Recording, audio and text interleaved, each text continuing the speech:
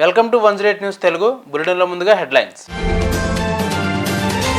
10వ అంతర్జాతీయ యోగా దినోత్సవాల్లో పాల్గొన్న ప్రముఖ రాజకీయ నాయకులు, ఎత్తైన కొండలపై ఆసనాలు వేసిన నౌకాదళ సైనికులు, అమలులోకి రానున్న మహిళలకు ఉచిత బస్సు పథకం, రాష్ట్ర రవాణా శాఖ మంత్రి వివరణ.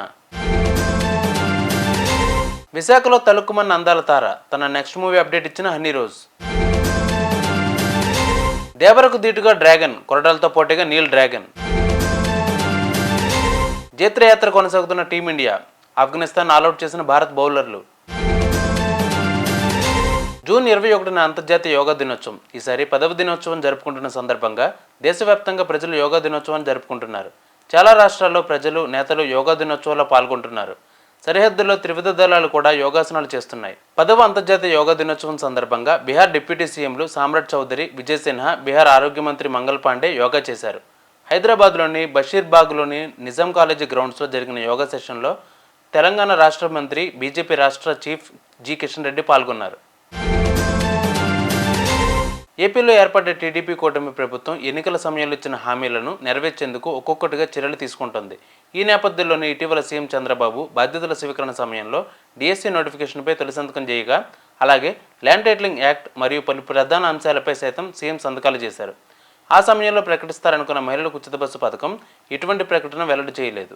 కాగా మరో నెల రోజుల్లో మహిళలకు రాష్ట్ర వ్యాప్తంగా ఆర్టీసీ బస్సులు ఉచిత ప్రయాణం సౌకర్యం కల్పిస్తామని రాష్ట్ర రవాణా శాఖ మంత్రి రాంప్రసాద్ రెడ్డి తెలిపారు. ఇప్పటికే సీఎం చంద్రబాబు నాయుడు ఆదేశాలలో కసరత్తు ప్రారంభించడం జరిగిందని, అన్ని మార్గదర్శకాలు త్వరలోనే తెలియజేయడం జరుగుతుందని ఆయన చెప్పారు. విశాఖలో హీరోయిన్ హనీ రోజ్ సందడి చేశారు. జే స్టూడియో ప్రారంభానికి వచ్చిన నటి హనీ రోజ్ విశాఖ అంటే తనకు ఎంతో ఇష్టమని తెలియజేశారు. విశాఖతో తనకు ఎంతో అనుబంధం ఉందని తెలిపారు. హెయిర్ స్టైల్, లేడీస్ మేకప్, మంచి క్వాలిటీ, బ్యూటిఫుల్గా విశాఖలో జే స్టూడియో అందిస్తుందని ఆమె తెలిపారు. దీనితో పాటు ఆయుర్వేదిక్ మసాజ్ కూడా ఇక్కడ అందుబాటులో ఉందని తెలియజేశారు. తన చేతుల మీదుగా ప్రారంభించిన జే స్టూడియోలో హెయిర్ కట్, లేడీస్ మేకప్ వాటిపై ప్రస్తుతం 30% డిస్కౌంట్ ఉందని తెలియజేశారు. చాలా విన్నాను. They are one of the top leading brands in skin care industry. ఇక్కడ చాలా ఫెసిలిటీస్ అండ్ సర్వీస్ ఉన్నాను for especially for skin and hair right. Yes, Ayurvedam is also there. So and the opening Kanika special offers and discounts is right. Nice. So use it really well, and I wish them all the very best, Jyoti Garu and Sringa Garu, for inviting me, and all the very best.